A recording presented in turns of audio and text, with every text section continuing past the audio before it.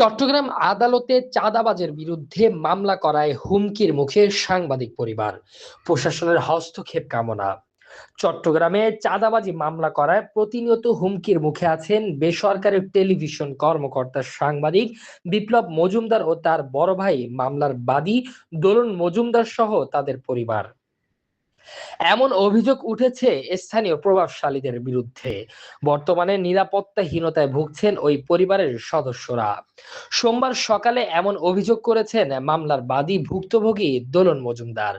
ভুক্তভোগী দোলন জানান, আনোয়ারা উপজেলার পূর্ব বারখাইন পূর্ব মাঝপাড়া মজুমদার বাড়ির বাসিন্দা তিনি। এদিকে আদালতে করা মামলার সূত্রে জানা যায়, বিগত সরকারের আমলে স্থানীয় প্রভাবশালী আওয়ামী লীগ নেতা কাজল মজুমদার, রণজিৎ মজুমদার, আশিস মজুমদার ও পিঠুলাল দে দীর্ঘদিন ধরে পরিবারটির কাছে ৩ লক্ষ টাকার চাঁদা দাবি করে আসছিল। তাদের দাবিকৃত চাঁদা না দেওয়ায় নির্যাতনের খড়গ নেমে এসেছে পরিবারটির উপর। প্রবলেম বলতে তারা দলীয় পদ খাবার করদের আমার জমি দখল করে আমাকে, আমি যখন প্রতিবাদ করি আমাকে বলে যে জাঙ্গা রেজিস্ট্রি দিতে। এখন এই অবস্থাতে আমি জাঙ্গা রেজিস্ট্রি করতেছি না বিদায় আমাকে বিভিন্নভাবে সন্ত্রাসী লোক আনি দেশি অস্ত্র দিয়ে একবার আমার উপরে আঘাত আনছে, একবার আমাকে মারি ফেলার জন্য তারা লোকজন নিয়ে আসছে। এসআই থানার থেকে আমি 999 কল দিয়ে কোনো পুলিশি জায়গায় আমাকে উদ্ধার করছে। করার পর দিয়ে আমি মামলা করছি। মামলা করার পর দিয়ে প্রতিনিয়ত তারা হুমকি দিচ্ছে। এখন আমি একটা ছোট্ট করি আর একটা টিনের চাল দিয়ে একটা ঘর করতেছি, ঘরও আমাকে করতে দিচ্ছে না চাঁদার জন্য। তারা 3 লক্ষ টাকা চাঁদা দিয়ে দাবি করতেছে, মামলা তুলে নেওয়ার জন্য হুমকি দিচ্ছে। আমি বাড়ি ঘরে যেতে পারতেছি না, আমার ছেলে সন্তানকে মেরে ফেলার হুমকি দিচ্ছে। এখন আমি খুব মানবতার জীবনযাপন করতেছি অসহায়ভাবে। কিন্তু আমি বাঁচার জন্য আমি একটা সুস্থ বিচার চাচ্ছি।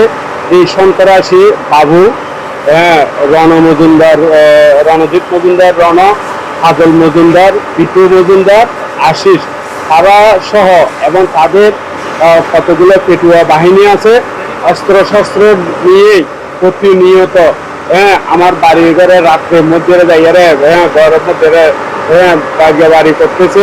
কিন্তু আমি খুব মানে তৃত অবস্থায় আমার জীবন এখন এমন একটা অবস্থায় দাঁড়াইছে, এখন আমি বাঁচতে চাচ্ছি।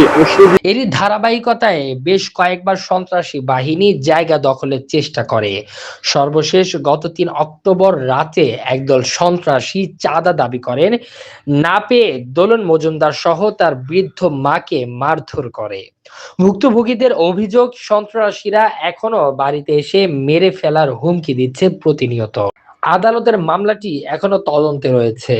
বাদীর আইনজীবী অ্যাডভোকেট বিবেকানন্দ এ ধরনের কর্মকাণ্ডের জন্য সুষ্ঠু বিচারের দাবি জানিয়েছেন। মজুমদার থানায় মামলা করতে গেছিল, থানা কর্তৃপক্ষ মামলা না নিয়ে বিজ্ঞ আদালতে মামলা দায়ের করার পরামর্শ দেন। পরবর্তীতে বাদী দোলন মজুমদার বিগত 9/10/2025 তারিখ বিজ্ঞ সিনিয়র জুডিশিয়াল ম্যাজিস্ট্রেট আদালত 2 চট্টগ্রাম সিআর মামলা নম্বর 738/2025 আনোয়ারা দায়ের করেন। এখানে আসামি হচ্ছে সুব্রত মজুমদার বাবু, কাজল মজুমদার, রণজিৎ মজুমদার, প্রকাশ রণ, পিটুলাল দে, আশিস মজুমদারের বিরুদ্ধে এই মামলাটি দায়ের করেন।